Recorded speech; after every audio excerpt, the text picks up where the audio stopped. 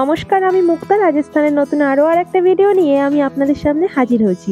আশা করছি সবাই খুব ভালো আছেন, সুস্থ আছেন, আর আমরাও খুব ভালো আছি। ওয়াশরুমে গিয়ে তারপরে যখন এসেছে পুরো ঠান্ডায় কেঁপে গেছে। আজকে আমাদের এখানে কত, আজকে মানে 5 পার হয়ে গেছে, 4টারে নেমে গেছে। আজকে দুর্দান্ত হাওয়া দিচ্ছে। আমি ছাদে সকালবেলা একবার গিয়ে কাঁপতে কাঁপতে ঘরে ঢুকে গেছি। আঙ্কেল এসেছিল ছাদে পুজো করার জন্য, আঙ্কেলও তাড়াতাড়ি কোরোর মধ্যে পুজোটা সেরে কাঁপাকাঁপি করে চলে গেছে। চলো সকালে খিচুড়ি করেছি, নিয়ে আসি। আজকে আর রোদে বসে খাওয়া হবে না।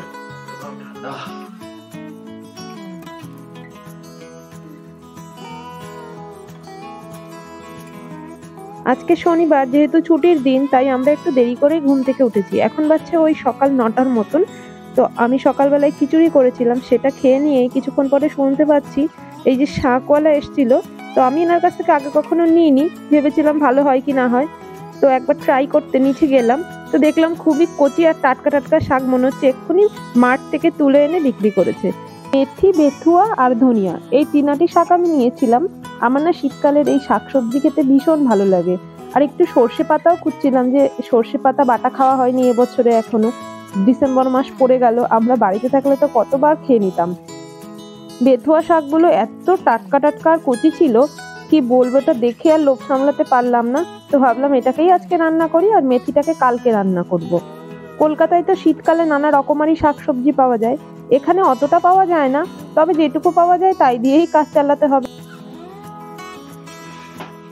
দুপুরের খাবার দাবার এখানটায় রেডি করেছি। এই খাবার দেখে বলছে সকালেও যা দুপুরেও তাই। চিকেনটা আনতে যেতে বলেছিলাম, তখন কানে শুনেছিলা? তাহলে ওই খাবারই খাও। আর রাত্রেবেলায় আমি রান্না করতে পারবো না, চিকেন আনলে তুমি রাত্রিরে রান্না করবা। ঠান্ডার মধ্যে আমি তো উঠছিই না কম্বল থেকে, খেয়ে আমার কাজ নেই। জিনিস নিয়ে আসবো না, হ্যাঁ ঠিক দৌড়ে গিয়ে রান্না করবো। আমাদের এই ব্যালকনিটা থেকে ভালো রোদ আসে, তবে আর একটু আগে বসতে হতো, তাহলে আমিও পেতাম রোদটা। ঠিক আছে, চলো এবার তাহলে খাওয়া দাওয়া করি। এই আজকে বিকেলে যাবা কোথাও? মুড়ি আনবে, আর মুড়িটা শেষ হয়ে গেছে। আজকে ওই শাক বেছে খুঁটে ফ্রিজে রাখতে রাখতেই আমার প্রায় 1 থেকে 1.5 ঘন্টা লেগে গেল। তো আমি আর না দুপুরবেলায় আজকে রেস্টই নিতে পারিনি। খাবার খেয়েছি, কম্বলের মধ্যে ঢুকেছি, ও মা হঠাৎ করে আন্টি আমাকে ডাকছে যে মুক্তা চলো, আমি একটা শাল কিনবো। তো রাজস্থানে আসার পর এই একটা মানুষকে আমি পেয়েছি যে কোনো কিছু কিনতে হলে আমাকে না নিয়ে আর যায় না। ইনি না থাকলে এখানে থাকা আমার পক্ষে খুবই কষ্টকর হয়ে যেত। কোনো ভালো খাবার দাবার বানালে আমাকে না দিয়ে উনি কখনোই খায় না।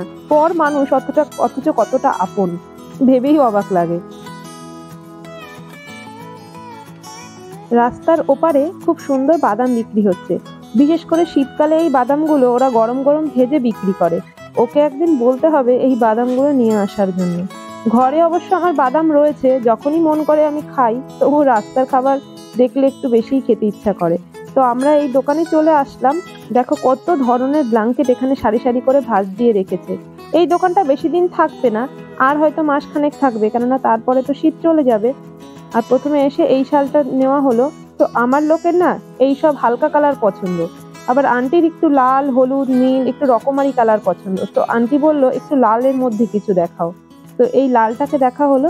লালের কোয়ালিটিটা মোটামুটি ছিল, এবার দেখা যাক এটা নেয় কিনা।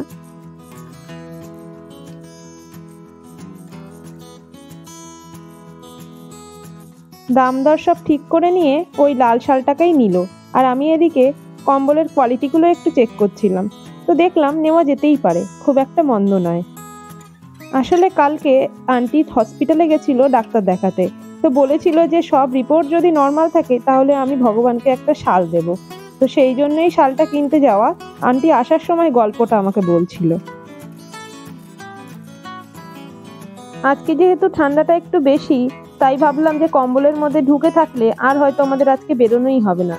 তাই জন্য ও আবার উপরে গেল একটু রেডি শেডি হতে, আর আমি তো রেডি হয়েই এসেছিলাম। আর ওর স্কুটিটায় এত পরিমাণ ধুলো পড়ে গেছিল, সেটা একটু মুছে নিয়ে আমি ওর জন্য অপেক্ষা করছিলাম। কতক্ষণ লাগে? ওর গাড়ি মুছে টুছে সব আমি কমপ্লিট করে দিয়েছি।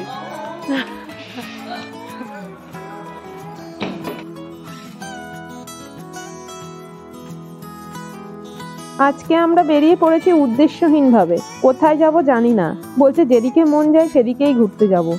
তো প্রথমে ঠিক করা হলো ওই পিচলা লেকের পাশ দিয়ে একটা রাস্তা গেছে, সেই রাস্তাটায় আজকে যাওয়া হবে দেখার জন্য যে ওখানে কি আছে।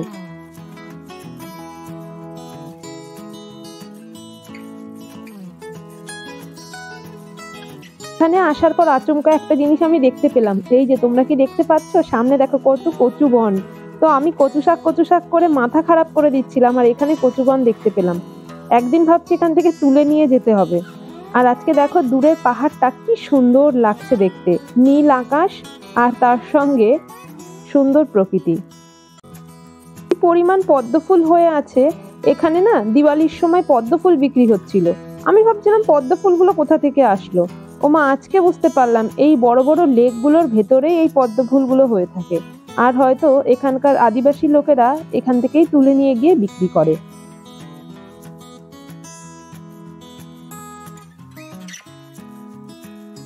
আমাদের বাড়ির পাশে দুটো বড় বড় লেক রয়েছে, একটা পিচলা লেক আর একটা ফতেসাগর লেক। পিচলা লেকটা তো কিছুক্ষণ আগেই আমরা ঘুরে আসলাম, আর এখন এসেছি ফতেসাগর লেকের পাশে ওই রানী রোডে। রানী রোডে ঢোকার মুখটা এতটা সুন্দর, মনে হয় কি কে যেন জল ছবি এঁকে রেখেছে।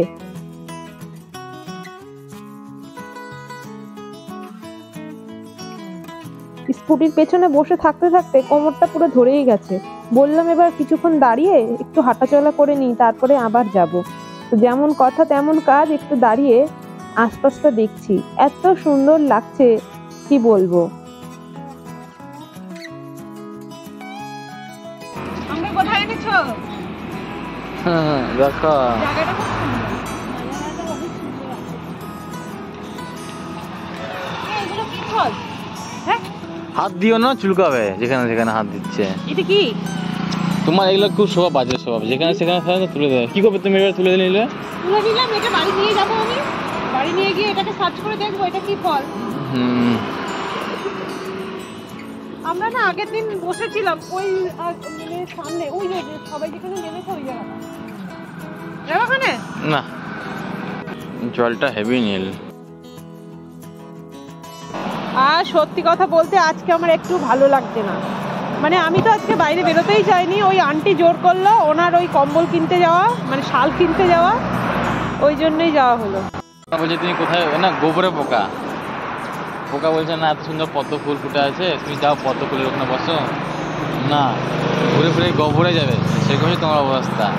এত সুন্দর দৃষ্টি তোমার মনে ধরলো না, তোমার সেই সুরজ পরে গিয়ে মাছের বাজারে নিয়ে যেতে হবে আর কি।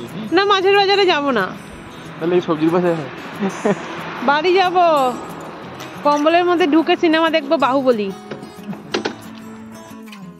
বাড়িতে যেহেতু মাছ মাংস কিছুই ছিল না, তো আমরা ফতেসাগর থেকে ফেরার পথে এই মাছের বাজারে ঢুকেছি।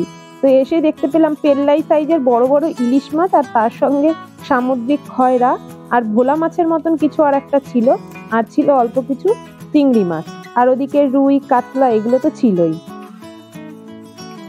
এই আমেরিকান রুইগুলো আমার অত ভালো লাগে না, তার আবার খুব নাকি প্রিয়। তো আমি বললাম যে তোমার যেটা পছন্দ তুমি সেটাই নাও, আমার জন্য শুধু একটু খয়রা মাছ নাও। মাছওয়ালাকে জিজ্ঞাসা করছিলাম যে একটু পছন্দসই মাছ কবে পাওয়া যাবে, মানে একটু পাবদা ট্যাংরা এই ধরনের মাছ। তো উনি যখনই জিজ্ঞাসা করি তখনই বলে কালকে আসবে। তো কাল আর কোনোদিনও আসে না। তো আমরা মাছ নিয়ে ওখান থেকে পাশে একটা মেলা হচ্ছিল, তো সেখানটায় গেলাম। আজকে যে কত জায়গা ঘুরবো তার কোনো ঠিক নেই। অ্যাকচুয়ালি রাতের রান্না মোটামুটি করাই আছে, কিছু একটা ভাজাভুজি বা কোনো হালকা কিছু একটা করে নিলেই হবে, তাই হাতে প্রচুর সময়। আর আজকে যেহেতু আমরা 3টে সাড়ে 3টে নাগাদ বেরিয়েছি, অনেক সময় পেয়েছি। শীতের নানা রকম সব জিনিস এখানটায় বিক্রি হচ্ছে। আমি নিজের জন্য একটা সোয়েটার খুঁজছিলাম, তো খুব ভালো কালেকশন পেলাম না, আর একদিন এসে ভালো করে দেখে শুনে কিনতে হবে। আর এখানটায় দেখো কত পরিমাণ ব্ল্যাঙ্কেট বিক্রি হচ্ছে, যেহেতু শীতটা একটু বেশি পড়েছে, ব্ল্যাঙ্কেটের চাহিদাটাও সেই সঙ্গে সঙ্গে বেড়েছে। তো আর বেশি রাত করবো না, কারণ সন্ধ্যার পরে না বেশি করে হাওয়া দেয়, স্কুটিতে করে বাড়ি যাওয়া যায় না। চলো তাহলে বাড়ি ফিরি। বাড়ি ফিরে আমার যা কাজ সেটাই আগে করতে লেগেছি। ওই মাছগুলোকে একটুখানি ক্লিন করে নিয়ে তারপরে ফ্রিজে ঢুকিয়ে ভাত টাত খেয়ে একবারে কম্বলের মধ্যে ঢুকে যাব ভাবছি।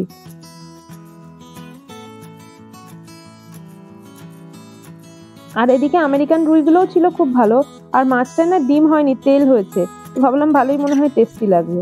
তো কি আর করা যাবে, এই মাছ কাটতে বসেছি আমি। মেশিন পত্র নিয়ে রেডি হয়েছি, যেহেতু আমার তো বটি নেই, এগুলো দিয়েই কাটতে হবে মাছটা। মাছ কেটে ধুয়ে পরিষ্কার করে নিয়ে আসলাম, এখন স্টোর করে রেখে দেবো। তাহলে চলো আজকের ভিডিওটা আমি এখানেই শেষ করছি। দেখা হবে খুব শিগগিরই নতুন আরো একটা ভিডিও নিয়ে। ততক্ষণের জন্য সবাই খুব ভালো থাকবে, সুস্থ থাকবে। আর আমার ভিডিওটা যদি ভালো লাগে তাহলে একটা লাইক, শেয়ার, কমেন্ট এবং সাবস্ক্রাইব করতে ভুলো না। তাহলে আমি যখনই নতুন ভিডিও দেবো নোটিফিকেশন সবার আগে পৌঁছে যাবে। তাহলে চলো, টাটা।